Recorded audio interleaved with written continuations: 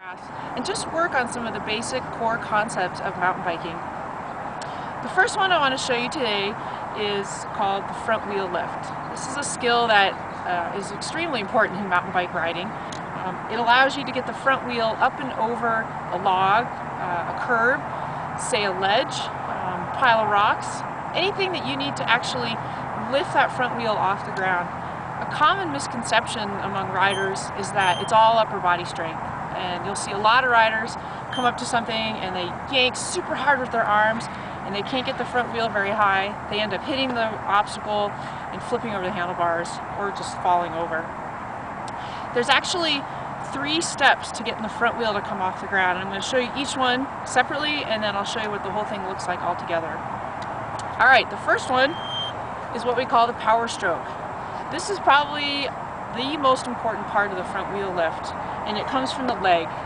Because we're all cyclists, we have extremely powerful legs, and we want to take advantage of that and use that as much as we can. The power stroke will start with your foot, and I like to use my dominant foot or my dominant leg up in, I would say, not quite perpendicular or horizontal, but maybe in the 1 o'clock position or the 11 o'clock position, however you want to look at it, just a little bit forward.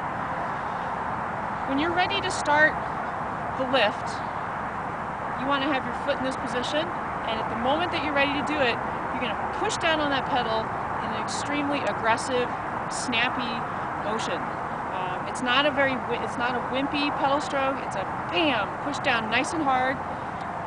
And that movement is going to help lift that front wheel off the ground. Alright, let me show you what it looks like.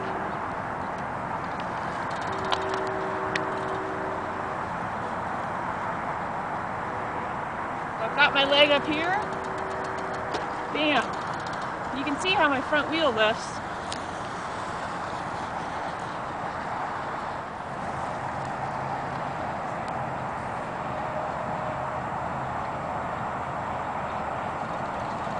Leg is in the power position, push down.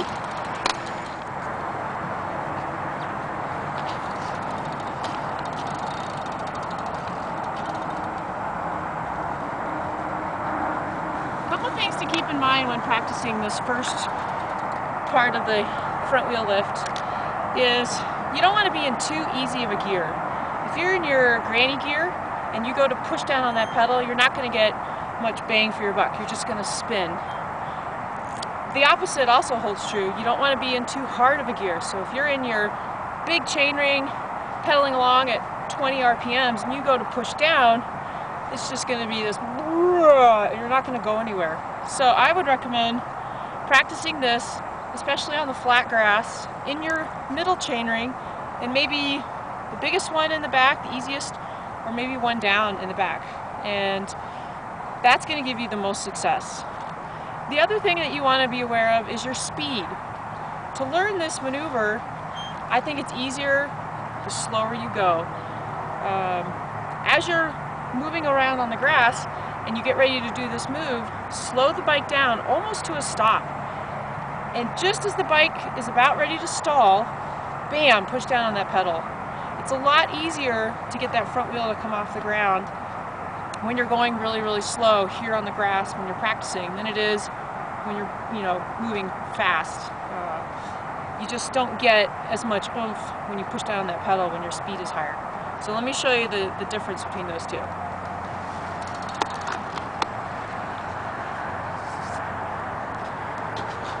So I'm going to go faster, and you can see how much harder it is.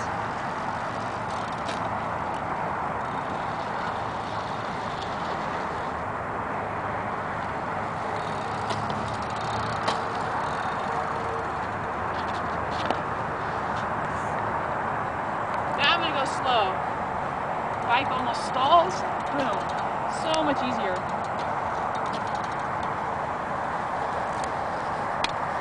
So that's the first part of the front wheel lift, the power stroke. Alright, the second part to the front wheel lift is called the pivot.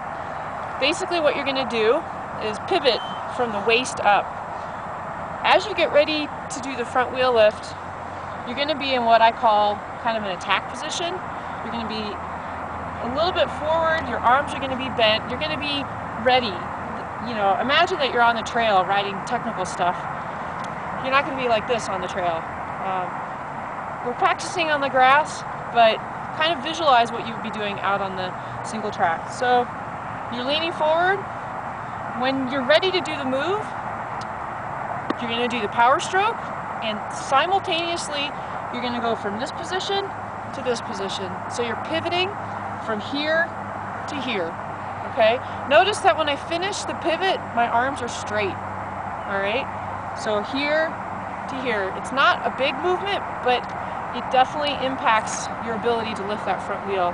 What you're doing is you're shifting your weight from here, the front of the bike, to here, towards the back of the bike. To get the front wheel to come off the ground, we need to make the front of the bike lighter, and that's what the pivot does.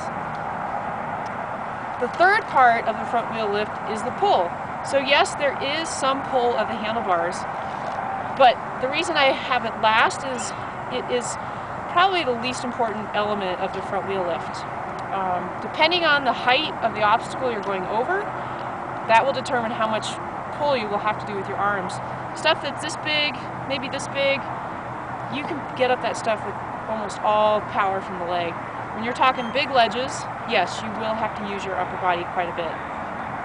The pull is basically kind of done, obviously, in conjunction with the pivot. As you sit upright on the bike, you're also going to pull the front of the bike with you. Don't forget the power stroke, because all three of these things happen all together. When you're practicing this on the grass, I highly recommend keeping your fingers on the brakes. Okay? What can happen is if you're really, really good at this and you get the bike too high, you can actually do what we call looping out, which means you flip over backwards.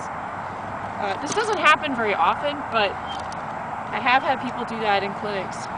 If you feel the front of the bike getting too high as you're doing this front wheel lift, grab both brakes. Just grab them hard. If you're up in this position and you grab if you grab the front brake, obviously nothing's going to happen. If you grab the rear brake, it brings the front end down very quickly. The reason I say to grab both is when the bike is coming up over backwards and you're in a moment of panic, you may not remember which is front and which is rear. Just grab them both and you'll be a lot safer. So let me show you what all three of those look like together. Again, remember, you have to do them at the same instant. That's what makes this move challenging.